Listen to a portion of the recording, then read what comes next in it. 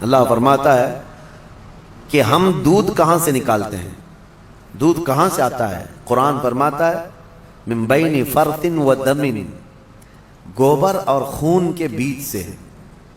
گائے چارہ کھاتی ہے، اس کے بعد اس کو جگالی کر کے وہ ہضم کرتی ہے اور اس کا وہ فضلہ بن جاتا ہے، اور اسی سے تھوڑا خون بھی بنتا ہے۔ خون اور اس کے گوبر کے بیچوں بیچ سے دودھ کو اللہ نکالتا ہے۔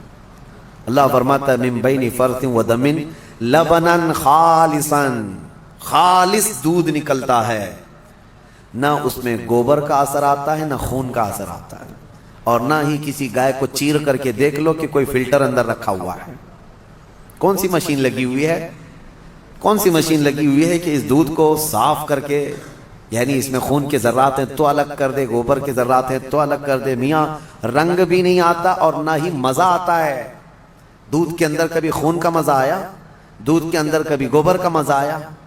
نہ مزے کو اللہ ملنے دیتا ہے، نہ اس کے اثر کو، نہ اس کے رنگ کو ملنے دیتا ہے۔ اور قرآن میں اللہ فرماتا ہے کہ ان دونوں کے بیچ سے خالص دودھ کو نکالتا ہے اللہ تعالیٰ، اور یہ پینے والوں کے لیے پیٹ بھرنے والی غذا ہے۔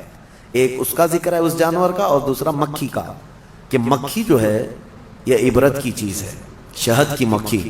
اللہ کرے کہ آپ کو کبھی ڈنک نہ مارے، کبھی ڈنک نہ مارے۔ اگر یہ مارتی ہے تو زہر چڑھتا ہے، جسم پھول جائے گا، چہرے پہ اگر کاٹ لے، کئی لوگوں کا اس میں انتقال بھی ہوا، موت بھی ہوتی ہے۔ اگر کئی مکھیاں مل کر کے کاٹ دیں آدمی کو شہد کی، آدمی مر سکتا ہے، زہر ہے۔ سمجھ میں نہیں آتا، وہ زہریلی مکھی ہے، اور پھولوں کا جو رس چوستی ہے اس میں سے آپ بھی چوس کے لا کے اپنے گھر میں تھوک کے دیکھو۔ گلاب کو چوس لو، موگرے کو چوس لو، چمیلی کو چوس لو، اور اپنے گھر کے ایک کٹوری میں تھوک کے دیکھو، بدبو ہی آئے گی۔ اور پھولوں کا رس تو کڑوا ہی ہوتا ہے، لیکن وہ مکھی زہریلی خود بھی ہے اور چوستی کڑوے پھولوں کا رس ہے، اور لا کر کے چھتے میں جب ڈالتی ہے تو نہایت ہی شیریں، نہایت ہی میٹھی چیز۔ اب اللہ تبارک و تعالیٰ فرماتا ہے کون ہے جو اس میں مٹھاس پیدا کرتا ہے؟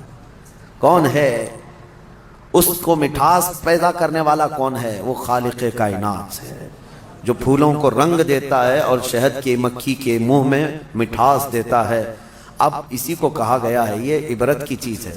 ویسے آپ کو میں یہ بات بھی بتا دوں، وہ ڈنک مارے تو زہریلی، لیکن تھوک دے اپنے چھتے میں تو وہ شفا والی غذا ہے۔ ایک ہی منہ سے دو چیزیں کیسے؟ اتنا زہر بھی ہے کہ کاٹے تو مر جائے، اور اتنا ہے کہ اپنے گھر میں چھوڑے تو بیماروں کو شفا بھی ہو جائے۔ ایک ہی مکھی کے اندر یہ دو چیزیں۔ اعلیٰ حضرت فاضل بریلوی رضی اللہ تعالیٰ عنہ کی یاد آتی ہے، آپ نے فرمایا گستاخان رسول کو، وہ فرماتے ہیں اعلیٰ حضرت ظالموں میں شہد کی مکھی کی طرح ہوں۔ اعلیٰ حضرت اپنے آپ کو کہتے ہیں میں شہد کی مکھی کی طرح ہوں، جس کی مٹھاس کا بھی جواب نہیں، جس کے ڈنک کا بھی جواب نہیں۔ وہ اپنوں کے لیے میٹھا رس دیتا ہے اور ظالموں کے لیے وہ ڈنک بھی مارتا ہے۔ اعلیٰ حضرت نے اپنے لیے مثال میں فرمایا شہد کی مکھی کی طرح۔ لیکن میں آپ کو ایک روایت یہ بھی بتاؤں، اس شہد کی مکھی کے اندر جو مٹھاس آتی ہے، اتنی مٹھاس کیسے؟ فرمایا کہ یہ جب پھولوں کا رس چوستی ہے تو پھولوں کا رس چوس کر اپنے گھر جانے تک یہ حضور پاک پر درود پڑتی ہے، اور اس درود کی برکت ہے حضور پاک صلی اللہ تعالیٰ علیہ وسلم کے کہ اس کے منہ میں مٹھاس پیدا ہوتی ہے۔ اللہ تعالیٰ ہمارے منہ میں مٹھاس پیدا فرمائے، زبان میں آپ کے اثر پیدا فرمائے۔ یہ دونوں چیزیں اللہ تعالیٰ نے عبرت کے طور پر فرمایا ہے۔ دو جانوروں کا ذکر ہے اور دونوں عبرت کے لیے ہے۔